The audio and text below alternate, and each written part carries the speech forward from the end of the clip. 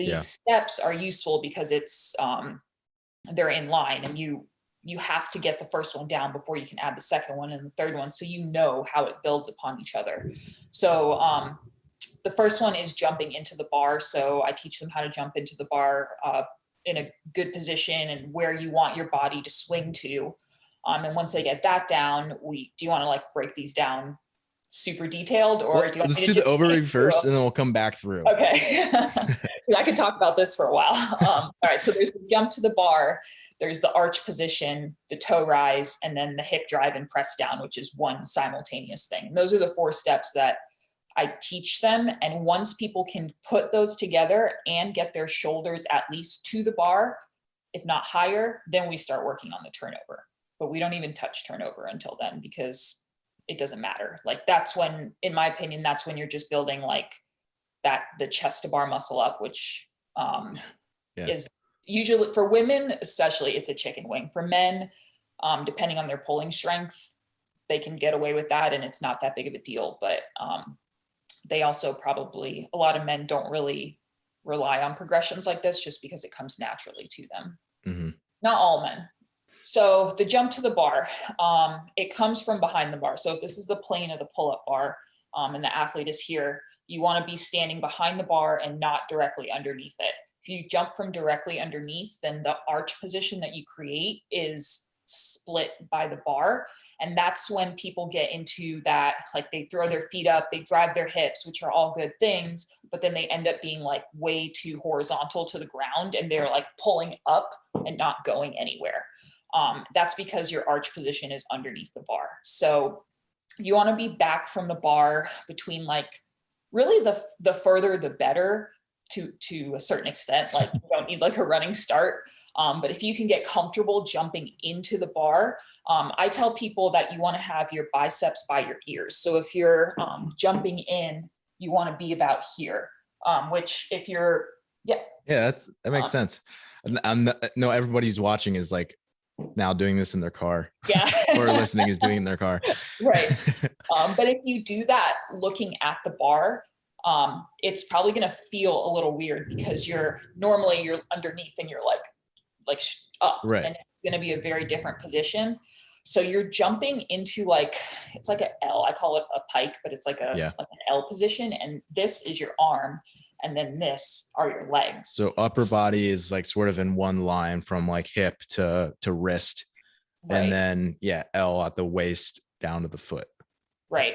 And it's kind of funky to figure out because you're almost like jumping forward, but your butt is jumping backwards, but your feet are going forward. So it's really funny when I try to like show people on the ground because it's like a awkward little star jump. But once you figure it out, you jump to the bar in that position, and then the bar is here.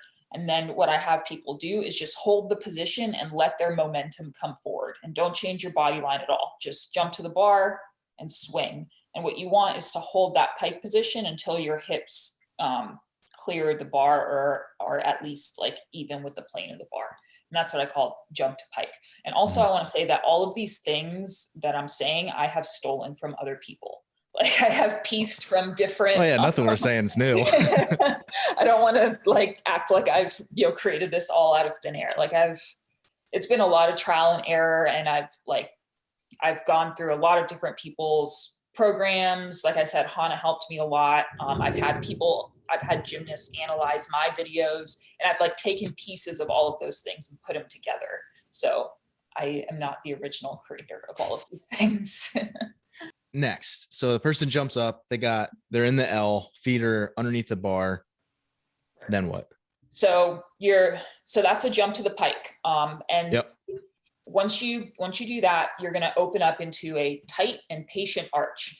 Patient comes from allowing yourself to, remember, this is behind the bar, this is in front, to swing forward before you arch.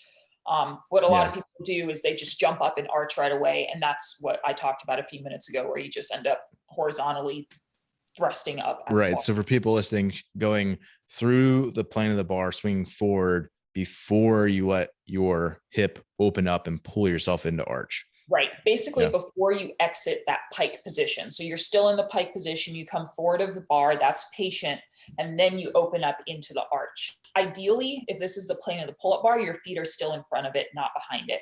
That's like best case scenario. I don't know if I even do that when I'm under fatigue, but if you watch people who are really good at bar muscle ups, then they do that. They're keeping everything from their shoulders all the way down really tight and connected. And you are in an arch position, but it's not like a big old scorpion. I try to think of it as like the meat of my arch is actually from my shoulders. And I just want my shoulders, when I swing all the way forward, to be as open as they possibly can. And that's where the like most of my arching is coming from. And then everything else down is just like tight and connected. This third position is where a lot of people skip it. And then once you have muscle ups, and I still am very guilty of doing this, I skip it when I get tired. And that's when I start turning over super low. So it's the toe rise. So I tell people that a bar muscle up kip is more like or it should be more like a toes to bar than a chest to bar, in the sense that so you've opened up into that arch position. And now what you want to do, your arms are still completely straight, is you want to lift your feet up. And I tell people to spot them. So you can either do it like into a wall and just like draw a line on the wall and actually see your feet go that high, or you can just, pick something in front of you that your feet rise to, or you can just look and wait until you actually see your feet rise. Yeah. And it should feel like a 3/4 toes to bar almost. But because of all of the momentum that you've built forward into the arch, that position is like starting to help you rise already.